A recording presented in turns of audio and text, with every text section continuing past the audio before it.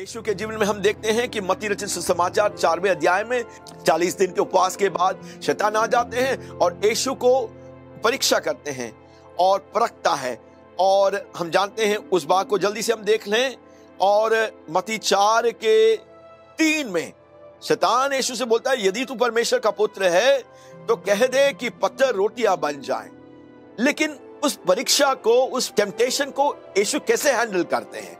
और मत्ती रचित सुसमाचार 4:4 में यीशु शैतान से बोलता है, लिखा है कि मनुष्य केवल रोटी से ही नहीं परंतु हर एक वचन से जो परमेश्वर के मुख से निकलता है जीवित रहेगा। Man shall not live by bread alone, but by every word, every rhema word that comes from the mouth of God.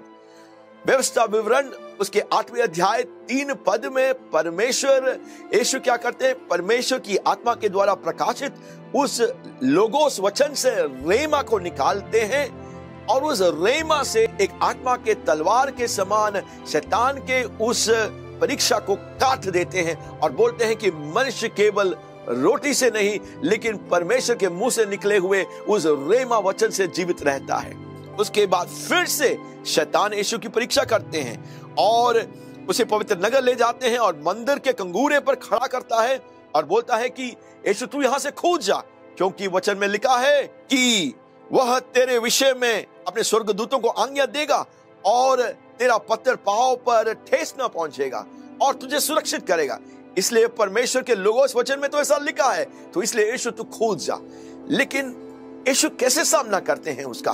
फिर से वो व्यवस्था विवरण 6:16 पद में से उस लोगोस में से रेमा को निकालते हैं तलवार के समान और उस आत्मा के तलवार रेमा वचन से उस परीक्षा को काट देते हैं और बोलते हैं, यीशु उसे कहता है, शैतान से कहता है, यह भी लिखा है तू प्रभु अपने परमेश्वर की परीक्षा न कर। तो here we see that in the midst of every temptation that Satan was bringing, Jesus took the Rhema word as the sword of the Spirit and cut that temptation.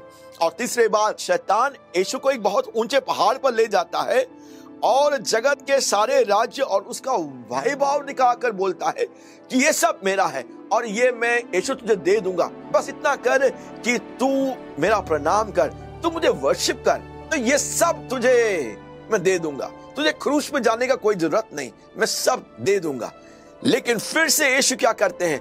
वो परमेश्वर के रेमा वचन को जो आत्मा का तलवार है उसे ले लेते हैं। व्यवस्था विवरण के पुस्तक 6:13 पद को लेकर यीशु बोलते हैं कि हे शैतान दूर हो जा, क्योंकि लिखा है कि तू प्रभु अपने परमेश्वर को प्रणाम कर और केवल उसी की उपासना कर।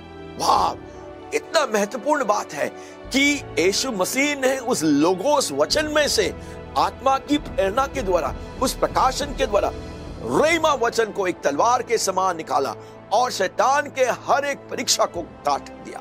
हालेलुया। इसलिए रेमा बहुत सामर्थी वचन है। हालेलुया।